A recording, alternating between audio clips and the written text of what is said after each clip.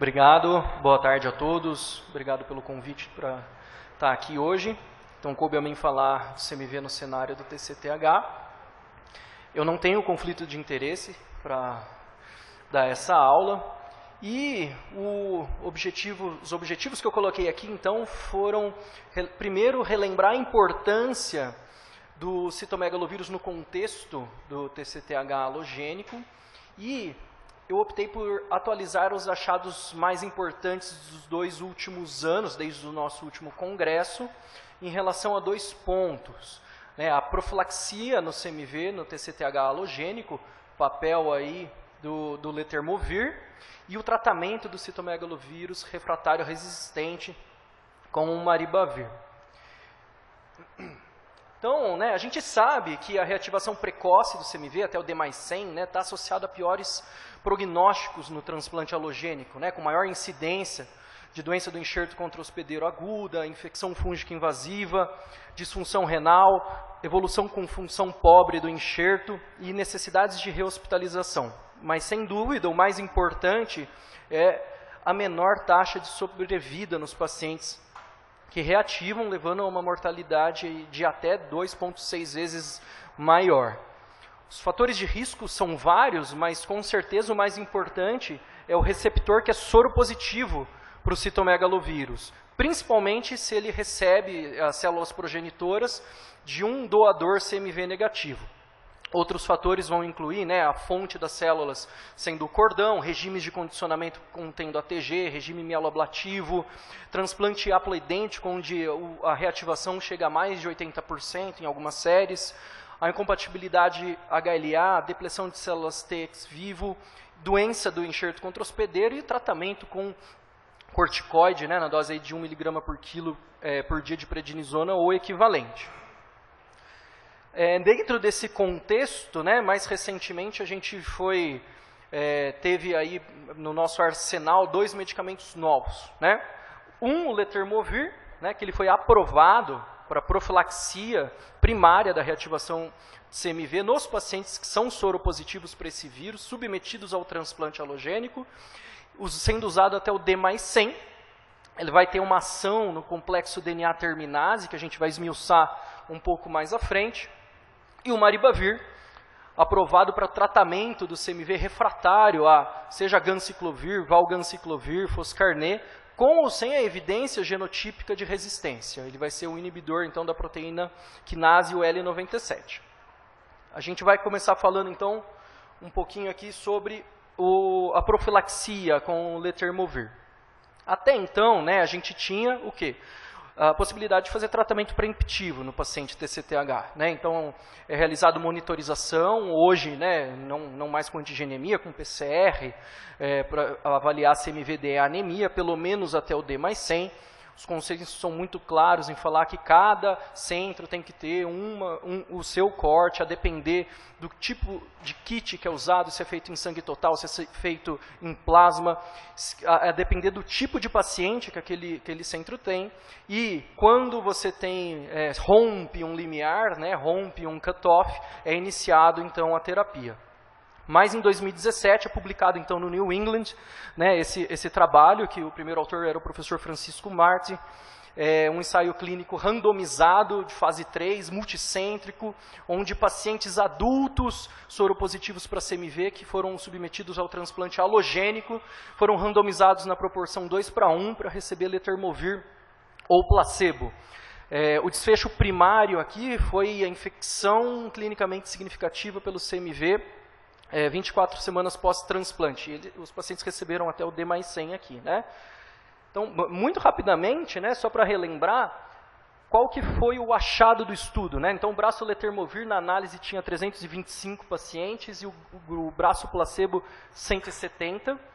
E guardem esse número aqui, a gente teve 37,5% infecções clinicamente significativas pelo CMV no grupo letermovir, e 60,6% no grupo placebo, uma diferença percentual de menos 23,5%, favorecendo o uso do letermovir, e esse foi o grande trabalho que favoreceu a liberação, a aprovação da droga para esse contexto. Mas aí ficou a dúvida, Muitos pacientes, depois do D+100, mantêm alto risco para reativação pelo citomegalovírus. Será, então, que valeria a pena, em vez de fazer só até o D+100, a gente estender a profilaxia até o D+200, por exemplo? Então, a gente estava esperando, né, os resultados desse clinical trial, foi publicado esse ano no Lancet Hematology, e o que a gente vê? Então, é um ensaio clínico randomizado, duplo cego, de 2019 a 2022, também multicêntrico, e aqui eles pegaram aqueles receptores adultos de TCTH halogênico que eram CMV positivos, que já tinham usado o letermovir até o D+100, e no D+100 eles são randomizados, então, a receber mais 100 dias de letermovir, ou seja, até o D+200, ou passar para placebo, ok? Eles não tinham histórico de infecção clinicamente significativa por CMV, e o desfecho de eficácia primário foi a proporção da infecção clinicamente significativa, da randomização até a semana 28, ou seja, até o D+200 do transplante. E o que eles viram? Como esperado, né? Quem usou a droga profilática teve menos reativações. Mas eu vou chamar a atenção para algumas questões aqui. Primeiro, o N é menor do que aquele outro estudo, né? Então a gente tem aqui 144 pacientes no grupo letermovir e 74 no grupo placebo. E vocês vão se lembrar ali das reativações que ocorreram até o D+100 no estudo do New England. No grupo letermovir foi de 37,5%. Aqui até o D+200 foi 3%, 4 pacientes. E no grupo placebo lá, mais de 60%, aqui 19%. Então, mesmo em pacientes que mantêm o alto risco para reativação para CMV, em ambos os braços aqui a gente teve uma proporção bem menor do que até o D+100 visto no artigo do professor Francisco Marti. Uma das explicações para isso é o quê? Que os pacientes estão, ao longo do tempo, recuperando, né, desenvolvendo a imunidade CMV específica, e isso, por si só, também já está ajudando na prevenção de reativação. Mas uma outra questão que fica bem clara aqui, né, na curva de Kaplan-Meier, em azul a gente está vendo, né, o grupo que recebeu letermovir, e em vermelho o grupo que recebeu placebo. Até a semana 28, que é o D+200 do transplante, enquanto eles estavam usando a droga, a diferença realmente é muito gritante. Mas após a suspensão do letermovir, você tem um rebote das infecções clinicamente significativas por CMV no grupo que tinha usado o medicamento, e na semana 48 a gente não tem mais diferença estatística, mostrando provavelmente que quem ia ter que reativar, reativou depois da suspensão da droga, a gente só empurrou mais à frente a reativação desse grupo. Okay? Um outro estudo que eu achei interessante trazer, né, é uma revisão sistemática de dados reais, que foi publicada esse ano também no Open for Infectious Disease. Então, são só estudos que usaram letermovir até o D+100 de transplante aqui, ok? E só estudo de dados reais. A gente tem nessa revisão sistemática 48 estudos que avaliaram mais de 7.000 pacientes transplantados, e eles avaliaram diversos desfechos. Na meta-análise, a gente encontra questões que a gente já imaginava, né? Então, diminuição da reativação por CMV, pela infecção clinicamente significativa, por CMV doença, mas também, né, diminuição de mortalidade por todas as causas após o D+200 de transplante, diminuição de mortalidade não relacionada à recaída da doença oncohematológica após o D200 do transplante, e um outro dado que precisa ser mais avaliado, e a gente precisa ter atenção no manejo desses pacientes, que parece que, pelo menos nessa meta-análise, que houve uma diminuição doença do enxerto contra hospedeiro grau 2 ou mais até o D+100 no grupo que usou letermovir. Muito bem. E a questão dos blips, né? Vamos relembrar aqui que acho que isso é uma questão essencial no acompanhamento dos pacientes que estão usando essa droga profilática. Tem a ver com o mecanismo de ação desse medicamento. Então, no ciclo viral, né, no ciclo do citomegalovírus, na parte final a gente vai ter a produção de uma grande cadeia de DNA, uma fita bem longa de DNA que a gente chama de DNA concatemerado ou concatâmeros.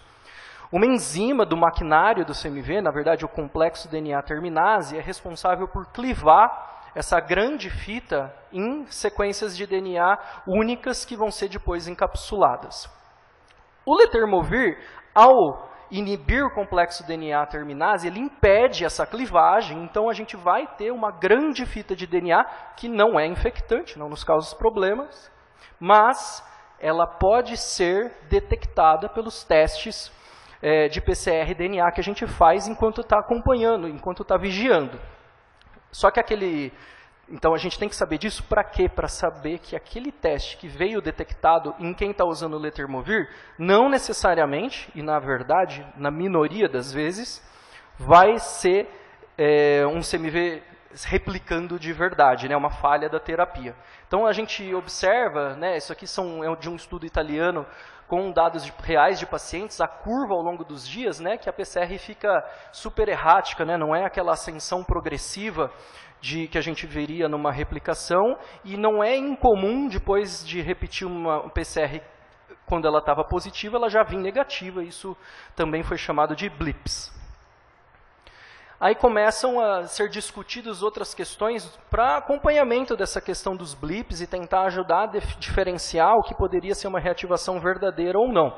Esse é um artigo publicado esse ano também no Bone Marrow Transplantation, que ele faz uma análise, isso que não é inventar a roda, né, já era usado antes, né, o próprio ESIL-7 sugere usar o doubling time, né, para o acompanhamento e para predizer reativação de CMV, mas esse acho que é o primeiro artigo que faz em pacientes que estão usando o letermovir para ver o papel do doubling time nessa população.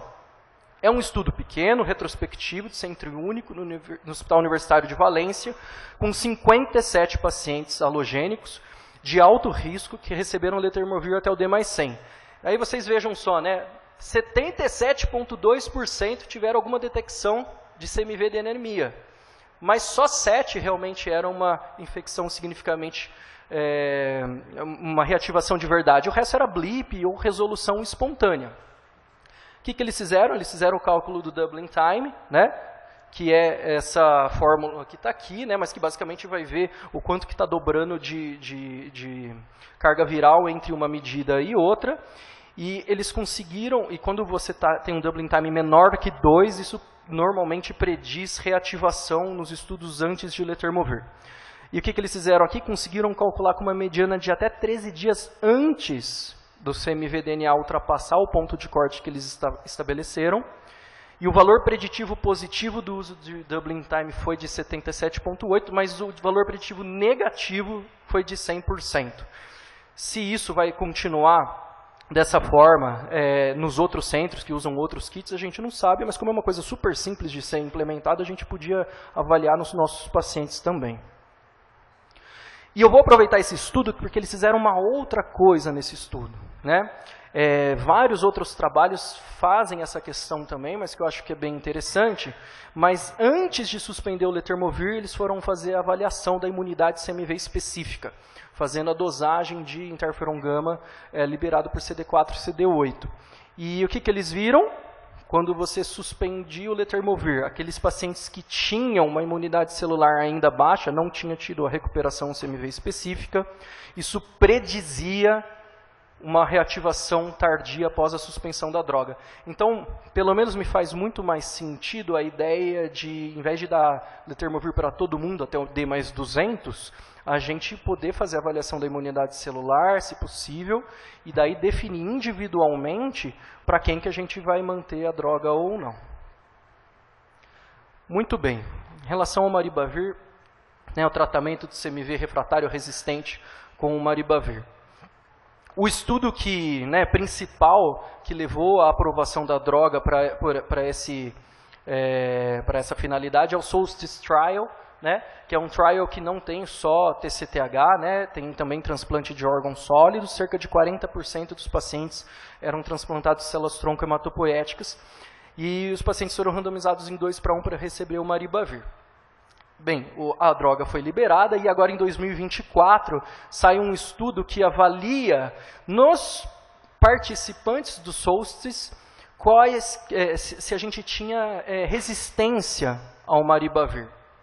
E eu vou pontuar de forma rápida um achado muito interessante, mas no braço de quem recebeu o maribavir, foi encontrado 26% em algum momento de resistências genotípicas que levavam a resistência à droga, né? Mutações, desculpa, que levavam à resistência à droga. Quando a gente olha aqueles que não responderam de jeito nenhum, 48% tinham essa resistência. E o dado que eu acho que é mais interessante aqui é, naqueles que inicialmente respondem, mas depois fizeram um rebote, a gente teve 86% de encontro de resistência para o maribavir. Com uma mediana de tempo aí entre o início do maribavir e o desenvolvimento da resistência de 56 dias. Então, a mensagem desse estudo é que o rebote de CMV de anemia em pacientes em uso de maribavir fortemente vai sugerir o desenvolvimento da resistência à droga. E por fim, esse aqui é um outro trial que a gente estava esperando sair, né, o Aurora Trial, que saiu como Major Article no Clinical Infectious Disease esse ano. E ele tem o seguinte racional, né? O racional é que a neutropenia ela pode limitar o uso do valganciclovir no tratamento do citomegalovírus no contexto do TCTH. A gente não quer ficar vendo neutropenia no paciente transplantado. Então, será que não valeria a pena a gente dar alguma droga que não tem esse efeito? Então, o maribavir não induz a neutropenia. Então, aqui é fora do contexto, né, de citomegalovírus refratário resistente. Eles fizeram um estudo de fase 3 multicêntrico duplo cego. Os pacientes tinham uma primeira reativação assintomática por CMV pós-TCTH. Eles foram randomizados 1 para 1 para receber ou maribavir ou valganciclovir por 8 semanas. E o desfecho primário era o clearance de viremia de CMV na semana 8. E esse estudo aqui foi um estudo de não inferioridade. E sendo bem direto ao ponto, o que a gente viu? Que o desfecho primário de não inferioridade não foi alcançado. Né? Os autores até sugerem que, né, eles comentam que houve sim maior descontinuidade no braço que recebeu o valganciclovir por neutropenia, mas a gente não teve maribavir sendo não inferior ao valganciclovir nessa população.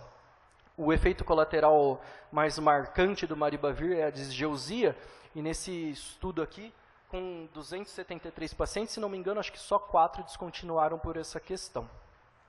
Então, acho que de considerações finais, eu gostaria de pontuar que a gente finalmente tem boas opções para profilaxia e tratamento de CMV refratário resistente. Mas eu acho que a gente devia usar as drogas com sua correta indicação, né? A gente vê alguns trabalhos tentando usar o letermovir como tratamento, ou mesmo essa questão de usar o maribavir quando a gente não tem um CMV refratário resistente, mas eles têm baixa barreira genética, né? Então acho que a gente deveria guardá-los para que eles realmente foram criados para que eles servem. E aí é importante monitorar a resistência, principalmente durante o tratamento. Eu sei que a gente tem dificuldade em relação a isso na maior parte dos serviços, né, por conta de custo e disponibilidade de testes, mas pelo menos acho que como projeto de pesquisa nos centros que realizam TCTH, isso seria importante no nosso cenário brasileiro também. E, por fim, queria novamente convidar para o nosso curso de infecção e imunodeprimidos, que acontece dia 18 e 19 de novembro lá na Faculdade de Medicina. E obrigado a todos, viu?